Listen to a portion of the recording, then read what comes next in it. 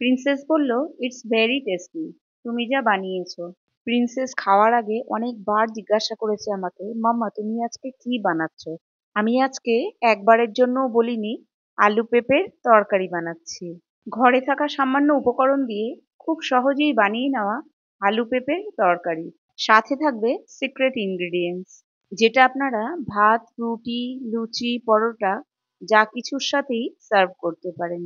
ভিডিওটা যদি ভালো লাগে, লাইক, শেয়ার এবং সাবস্ক্রাইব করার অনুরোধ রইল।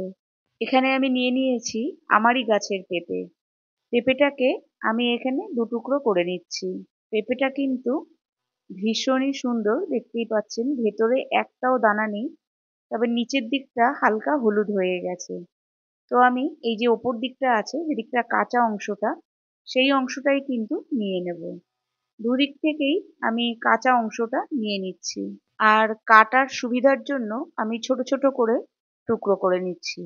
সমস্ত পেঁপেগুলো আমার টুকরো করা হয়ে গেছে। এবার আমি একটা বাটিতে নিয়ে নিচ্ছি, ভালো করে ধুয়ে নেব বলে। পেঁপেগুলো ধুয়ে নিয়ে আমি চলে এসেছি। এবার আমি পেঁপের ওপরের যে খোসাটা আছে সেটাকে পিলারের সাহায্যে কেটে নিচ্ছি। আর পেঁপের যে ভেতরের অংশটা সেটাও কিন্তু আমি পিলারের সাহায্যে কেটে নিচ্ছি। সমস্ত পেঁপেগুলোকে আমি এখানে ডুমো ডুমো করে কেটে নিচ্ছি।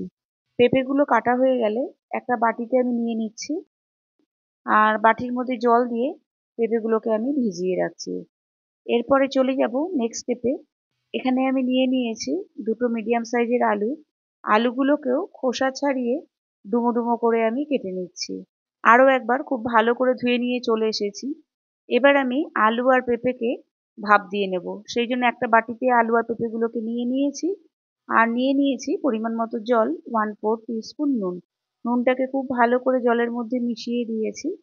আর মিডিয়াম ফ্লেমে ঠিক 2 মিনিট আলু আর পেঁপেটাকে আমি ভাপ দিয়ে নিয়েছি। এর থেকে বেশি ভাপ দেওয়ার কোনো প্রয়োজন নেই। একটা নেটের সাহায্যে জলটাকে আমি ছেঁকে নিচ্ছি। নিয়ে নিয়েছি একটা কড়াই। কড়াইতে নিয়ে নিয়েছি 3 টেবিল স্পুন সর্ষের তেল। সর্ষের তেলটা ভালো করে গরম হয়ে গেলে তার মধ্যে আলু আর পেঁপেগুলোকে আমি দিয়ে দিলাম, আর অ্যাড করে দিলাম অল্প পরিমাণে নুন আর হলুদ। এবার গ্যাসের ফ্লেমটাকে মিডিয়ামে রেখে আলু আর পেঁপেগুলোকে হালকা লালচে করে ভেজে নেব। মানে মোটামুটি 2 থেকে 3 মিনিট আমার এই কাজটা করতে লেগেছে। 2-3 মিনিট পর যখন হালকা লালচে রং ধরে আসবে, তখন আমি কড়াই থেকে তুলে আলু পেঁপেগুলোকে রেখে দিচ্ছি একটা বাটিতে। সেম কড়াইতেই আবারও অ্যাড করে দিচ্ছি 1 টেবিল স্পুন সর্ষের তেল। তেলটা গরম হতে হতে অপর দিকে আমি একটা মিডিয়াম সাইজের পেঁয়াজ কুচিয়ে নিচ্ছি।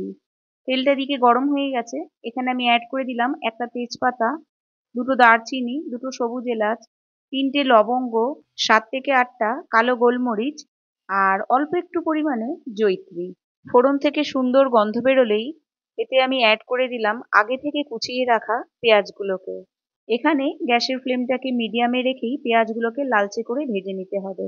পেঁয়াজগুলো ভাজতে ভাজতেই অপরদিকে আমি একটা মশলা তৈরি করে নেব। তার জন্য মিক্সার জারে আমি নিয়ে নিয়েছি 1 ইঞ্চি একটা আদার টুকরো, 4 থেকে 5টা রসুনের কোয়া, 3টে কাঁচা লঙ্কা।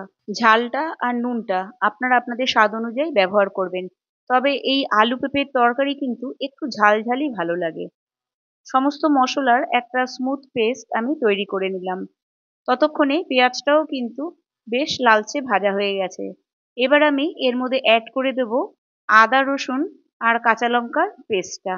গ্যাসের ফ্লেমটাকে মিডিয়ামে রেখে আদা রসুনের পেস্টটাকেও খুব ভালো করে ভেজে নিতে হবে।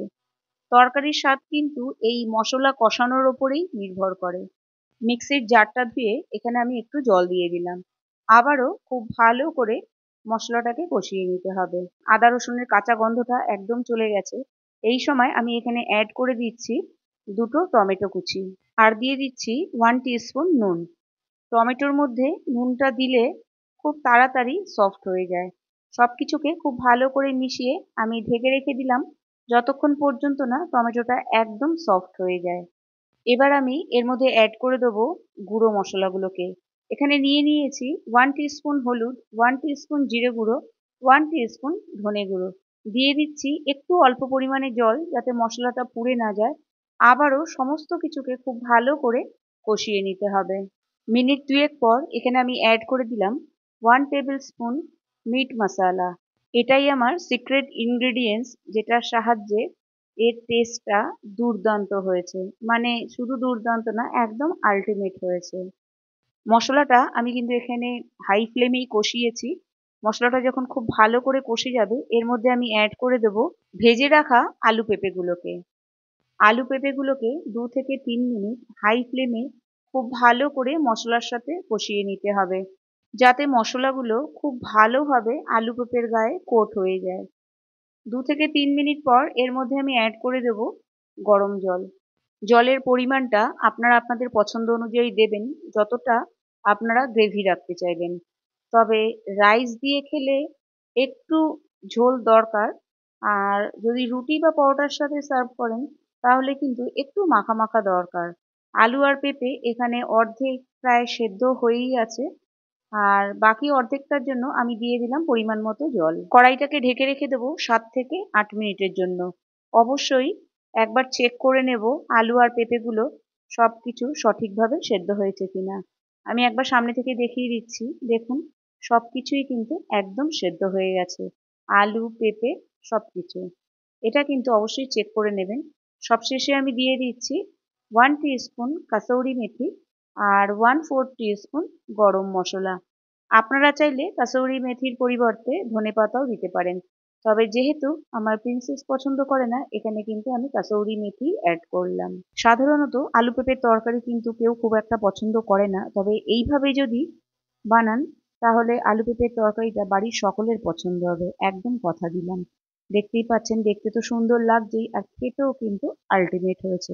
সবকিছুকে মেশানোর পর 2 মিনিটের জন্য ঢেকে রেখে দেবো, তারপরে আমি সার্ভ করব। চলুন, এরপর আমি সার্ভ করে নিচ্ছি আলু পেঁপের তরকারিটাকে। ওপর থেকে গার্নিশ করে নিচ্ছি আমি ধনেপাতা কুচি আর কাঁচা লঙ্কা দিয়ে। এটা বাড়িতে অবশ্যই ট্রাই করবেন। ভাত অথবা রুটি পরোটা যা কিছুর সাথেই কিন্তু দুর্দান্ত লাগবে। তবে আমি এখানে রাইসের সাথেই সার্ভ করেছি। আজকের রেসিপি আপনাদের কেমন লাগলো অবশ্যই আমাকে কমেন্ট বক্সে একটা কমেন্ট করে জানাবেন। আজকে তবে এই পর্যন্তই। আবার দেখা হবে আরেকটি নতুন রেসিপির সাথে। ভালো থাকবেন, সুস্থ থাকবেন। টাটা।